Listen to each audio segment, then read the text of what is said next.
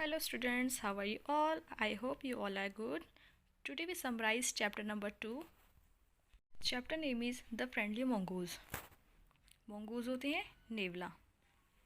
Once a farmer and his wife lived in the village with their small son. They loved him very much. We must have a pet. The farmer said to his wife one day, when our son grown up, we will need a companion. The pet will be our son companion. His wife liked the idea. एक गांव में एक किसान अपनी पत्नी और एक अपने छोटे बच्चे के साथ रहता है जो कि अपने परिवार से काफ़ी प्यार करता है। एक दिन वह अपनी पत्नी से बोलता है कि हमारे पास एक पशु होना चाहिए, पालतू पशु, क्योंकि जब हमारा बेटा बड़ा होगा तो वह उसके साथ खेल लेगा, जिससे हमारे बेटे को उसके साथ कंपनी मिल जाएगी। और उसकी पत्नी को उसका ये आइडिया काफ़ी अच्छा लगता है।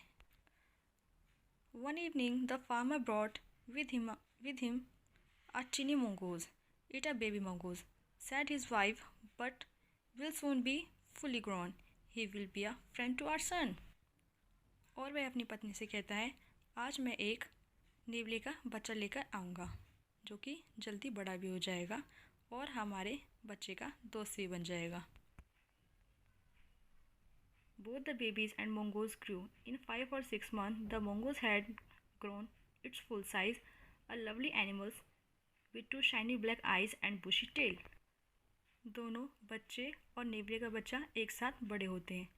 5 और 6 महीने के अंदर जो नेवले का बच्चा होता है वो काफ़ी बड़ा हो जाता है और जो किसान का बच्चा है वो अभी पालने में ही है, जो कि अभी काफ़ी छोटा है। One day, the farmer's wife wanted to go to the market. She fed the babies and rocked him to sleep in his little cradle. एक दिन किसान की पत्नी को मार्केट जाना है।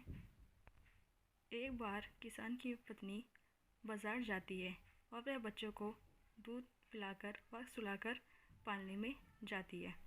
पिकिंग अप द बास्केट, और वह एक थैला लेती है। Thus said to her husband, और वह अपने पति से कहती है, आई एम ऑफ द बाज़ार, मैं बाज़ार जा रही हूँ। द बेबी इज स्लीपिंग, और बच्चा सो रहा है। Keep on the eye on him frankly, I don't like to leave the child alone with the mongoose. और वह अपने पति से कहती है, तुम बच्चे के साथ ही रहना, मुझे नहीं पसंद कि मैं नेवले के साथ अपने बच्चे को अकेले you need not afraid, said the farmer. The mongoose is friendly animals. It as sweet as our baby, and they are the best friend, you know.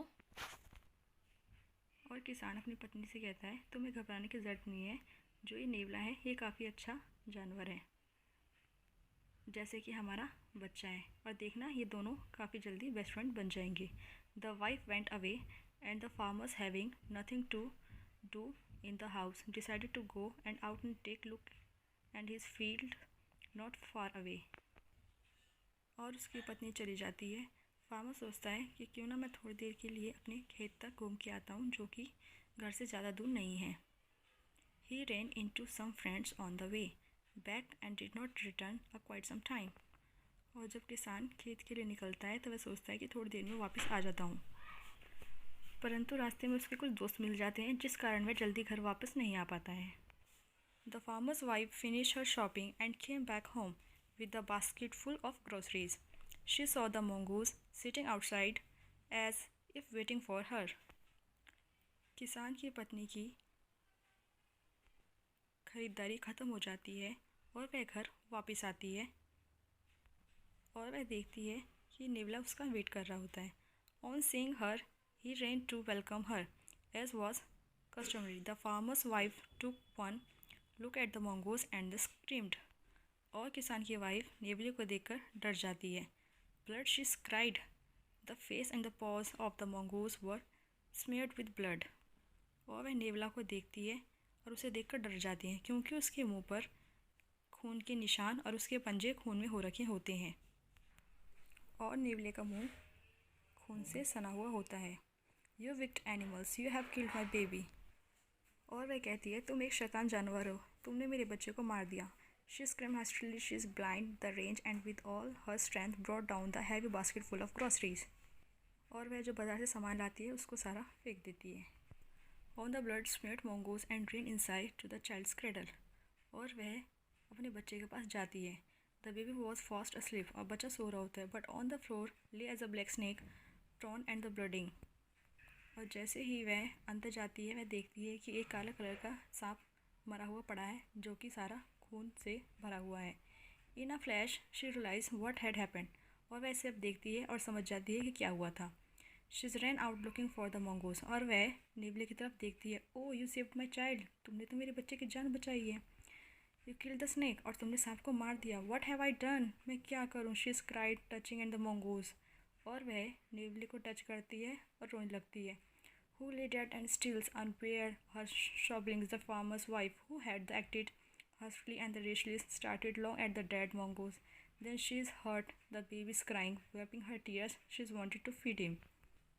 और वह सोचती है कि ये तो मैंने बहुत गलत किया, मुझे ऐसा नहीं करना चाहिए था। जब तक उसको ये पछतावा था, काफ़ी देर हो चुकी थी। और ये सब सुन के उसका बच्चा उठ जाता है और वह आंसू पोंछती है, फिर अपने बच्चे को लेकर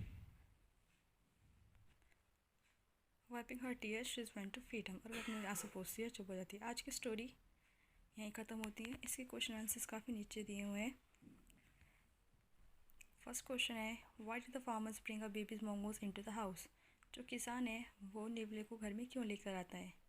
तो हमने जो स्टोरी पढ़ी थी, वो नेवले को क्यों लेके आता है, क्योंकि वह सोचता है कि हमारा बच्चा अकेला, उसके साथ खेलने वाला कोई नहीं होगा, जिससे कि वो घर में आ जाएगा और बच्चा उसके साथ खेल भी लेगा, बच्चे को एक कंपनी मिल जाएगी। Why did not the farmer's wife went to the leave the babies alone with the मंगोज।